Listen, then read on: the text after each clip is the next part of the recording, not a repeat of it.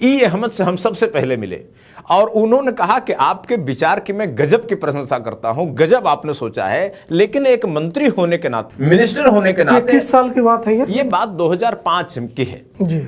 उन्होंने कहा कि मिनिस्टर होने के नाते मेरी स्वीकृति का मतलब होता है सरकार की स्वीकृति। तो जब तक इस पर बहस न हो, देश में इस पर रिसर्च न हो, तब तक इस पर स्वीकार नहीं। आपके विचार के तौर पर, कल्पना के तौर पर मैं आपका स्वागत करता हूं, समर्थन करता हूं, लेकिन मैं इस पर इस याचिका को संसद में पेश नहीं कर सकता क्योंकि मैं मिनिस्टर हूं। आपने क्या याचिका में क्या लिखा था? मैंने यही लिखा था कि जो आज की परिस्थिति है, ऑटोमेशन एक वैश्विक मजबूरी है। अगर हम मशीनों से उत्पादन नहीं कराएंगे तो हमारी जीडीपी गिर जाएगी, और अगर हम मशीनों से उत्पादन कराएंगे तो बेरोजगारी बढ़ जाएगी। अभी जब लोगों को काम मिले तब पैसा मिले, यह शर्त लगी है, तो जब लोगों को काम ही नहीं मिलेगा तो पैसा कैसे मिलेगा? इसका परिणाम यह होगा कि हमारी जो यूथ है, हमारे जो देश के बच्चे हैं, युवा वर्ग है, उसकी दिमागी शक्ति तिरोहित हो जाएगी। जो सज्जन लोग हैं वो आत्महत्या करेंगे और जो दुर्जन लोग हैं वो अपराधी बनेंगे। दोनों ही स्थितियां राष्ट्र के लिए ठीक नहीं है। सज्जन लोगों का जिंदा रहना जरूरी है और दुर्जन लोग अपराध के रास्ते पर न जा पाए ये जरूरी है।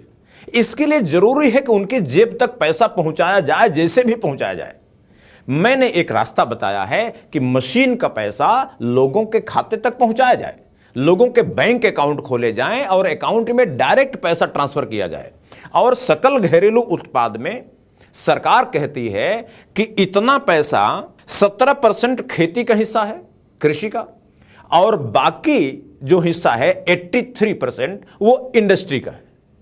हमने कहा कि जैसे खेती आप गणित लगाते हैं और इंडस्ट्री के बारे में बताते हैं कि जीडीपी में इतना इतना है, तो आप यह भी बताइए कि मशीन का कितना है और इंसान का कितना है, इसको सेपरेट करिए। तो ये आपने याचिका कहां पे दी थी? ये हमने एक जनहित याचिका प्रस्तुत करने का संसद में नियम है, नियम 137 राज्यसभा में है और लोकसभा में भी इसी तरह की नियमावली है। ज्यादातर लोगों को मालूम नहीं है। लोग ये सोचते हैं कि जनहित याचिकाएं केवल सुप्रीम कोर्ट में दाखिल होती हैं, लेकिन जनहित याचिकाएं भारत की संसद में भी दाखिल होती हैं। विधिवत संसद की याचिका कमेटी है, काम करती है।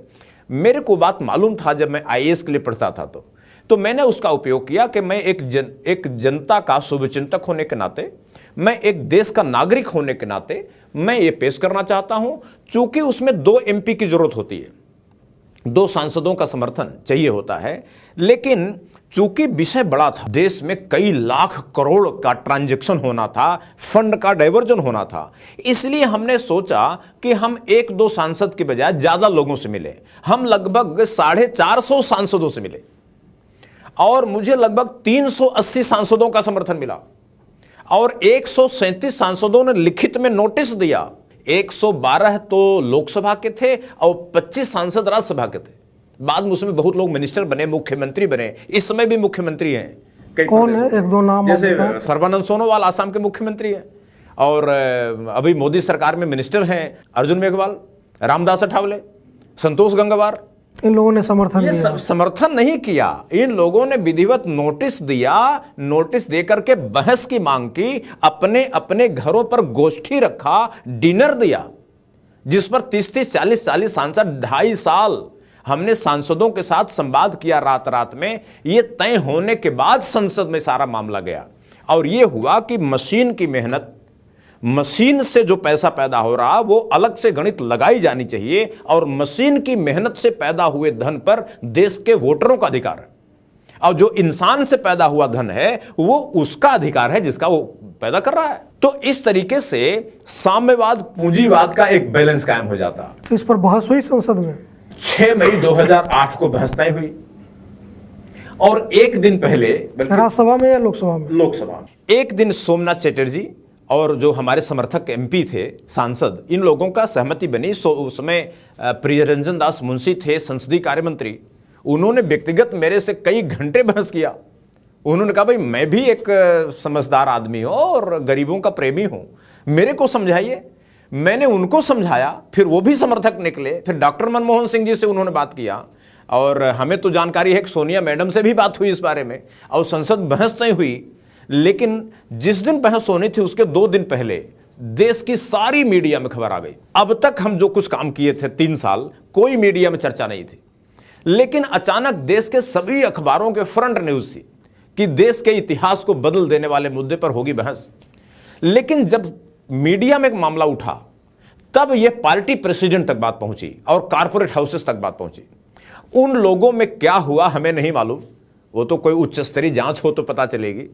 उन लोगों ने सोमनाथ चटर्जी साहब को, जो उसमें के लोकसभा अध्यक्ष थे, उनको रोका और बिजनेस एडवाइजरी कमेटी की आपात बैठक बुलाई गई इस बात के लिए कि चूंकि मीडिया में खबर आ चुकी है कि बहस होगी, तो जिस दिन बहस तय हुई है उसके एक दिन पहले यानी 5 मई को संसद का आपातकालीन सत्रावसान कर दिया जाए। तो हमारी वोटरशिप पर बहस रोकने के लिए मशीन का पैसा, प्राकृतिक साधनों का पैसा बांटने के मुद्दे पर बहस रोकने के लिए संसद का आकस्मिक सत्रावसान कर दिया गया।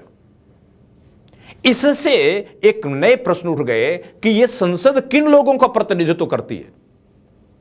शायद ये मुट्ठी भर अल्पसंख्यक संपन्न लोगों का प्रतिनिधित्व करती है, उनके हितों के रक्षक है। जो बहुसंख्यक 90% पब्लिक है, 90% लोगों के हितों के रक्षक ये संसद नहीं है, इसके लीगल एविडेंस सामने आ गए।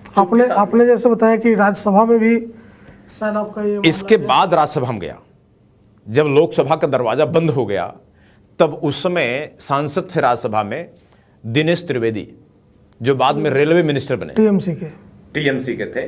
दिनेश त्रिवेदी जी से मेरी बात हुई तो उन्होंने कहा कि देखो गांधी जी, ये संघर्ष लंबा है, ये जो सदियों सदियों का कोढ़ है, बीमारी है, आप ये सोचते हैं 3 साल में खत्म हो जाएगी। आप इस पर निराश ना होइए, मैं आपके साथ खड़ा हूं। मैं अब, पहले आप जो एमपी नहीं थे वो लोग आपके साथ थे, अब मिनिस्टर आपके साथ हैं, 150 200 सांसद आपके साथ हैं। आप निराश किस बात के होते हैं? फिर जनेश्वर मिश्रा जी मिले। जनेश्वर मिश्रा जी ने कहा कि भाई यह मैं वास्तविक समाजवाद मानता हूं और इसके लिए मुझे किसी से लड़ना हुआ, झगड़ना हुआ तो भी करूंगा, और मैं संसद जाता नहीं हूं, मेरी तबीयत खराब है, लेकिन जिस दिन राज्यसभा में बहस वोटरशिप पे होगी उस दिन मैं स्ट्रेचर पे होऊंगा, तब भी पहुंचूंगा संसद। फिर मोहन सिंह जी लोकसभा में थे, वो समर्थन में आए। बहुत सारे राज्यसभा के अच्छे विद्वान सांसदों ने इसका समर्थन किया। फिर मेरा उत्साह बढ़ा। फिर यह मामला राज्यसभा में टेकअप हुआ। राज्यसभा में टेकअप होने के बाद हामिद अंसारी साहब उस समय सभापति थे, तो वहां पर जो पिटीशन कमेटी के चेयरमैन बनाए गए भगत सिंह कोश्यारी जी, ये उत्तराखंड के मुख्यमंत्री थे। तो जब उन्हें राज्यसभा आए तो वो याचिका समिति के अध्यक्ष बने। उन्होंने मेरे को बुलाया। उन्होंने कहा भाई अधिकारी कहते हैं कि आपका एक प्रस्ताव विचाराधीन है कि वोटरों को पैसा दिया जाए।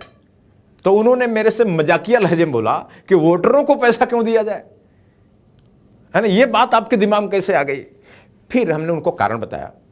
फिर उन्होंने फिर हमें एक नोटिस जारी किया कि संविधान विशेषज्ञ और अर्थशास्त्री क्या कहते हैं वो हमें आप जमा करिए उनकी रिपोर्ट। उन्होंने कहा कि आपकी फाइल पर जो वित्त मंत्रालय के अधिकारी हैं, कानून मंत्रालय के अधिकारी हैं, उन्होंने आपत्ति दाखिल की है कि यह संभव नहीं है, बहुत यूटोपियन बात है। तो डॉक्टर सुभाष कश्यप जी संविधान विशेषज्ञ के तौर पर, डॉक्टर भैरत झुनझुनवाला जी अर्थशास्त्री के तौर पर अपनी रिपोर्ट सबमिट करके इसका समर्थन किए कि यह संविधान के जो भावना है, प्रावधान है, उसके अनुरूप है। संविधान की कोई भी धारा, कोई भी अनुच्छेद वोटरशिप के प्रावधान से टूटती नहीं। और डॉक्टर भैरत झुनझुनवाला ने कहा कि यह वोटरशिप इस समय की जरूरत है, यह संभव है, व्यवहारिक है, इस पर कोई चिंता करने की बात नहीं, और मैं व्यक्तिगत इसका समर्थन करता हूं। तो इसके बाद मामला जो बंद हो गया था वो फिर से खुला और फिर मुझे संसद बुलाया गया, नोटिस जारी की गई और मेरे से बहस हुई 2.5 घंटे। मैंने उन सारे प्रश्नों के उत्तर दिए कि वोटरशिप की बात क्यों करनी चाहिए, हम रोजगार की बात क्यों नहीं कर रहे हैं। उन्होंने कहा कि लोग पैसा पाएंगे तो काम नहीं करेंगे, तो शराब पिएंगे लोग, और जब काम नहीं करेंगे तो देश की पैदावार नीचे गिर जाएगी।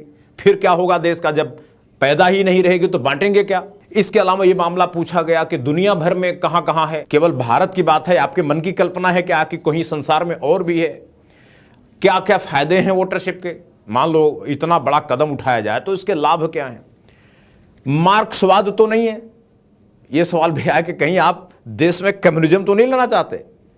तो हमने इस पर भी बात की, जवाब दिया, और ये बहुत सारे प्रश्न उठे उसके व्यवहारिक पहलू पर, सैद्धांतिक पहलू पर। अंत में कमेटी ने 2 दिसंबर 2011 को यह प्रस्ताव स्वीकार कर लिया और कमेटी ने अपने 6 पेज की रिपोर्ट में पूरे संसार का एक सिंहावलोकन किया कि पूरी दुनिया में कहां कहां क्या क्या चल रहा है, भारत में कहां कहां क्या क्या चल रहा है, कैश देने के मामले कैसे कैसे प्रोजेक्ट कामयाब हुए हैं, पूरा संसार किस दिशा में जा रहा है, अर्थशास्त्री और संविधान विशेषज्ञ क्या कहते हैं, भरत गांधी के जीवन का संघर्ष इतना भयावह है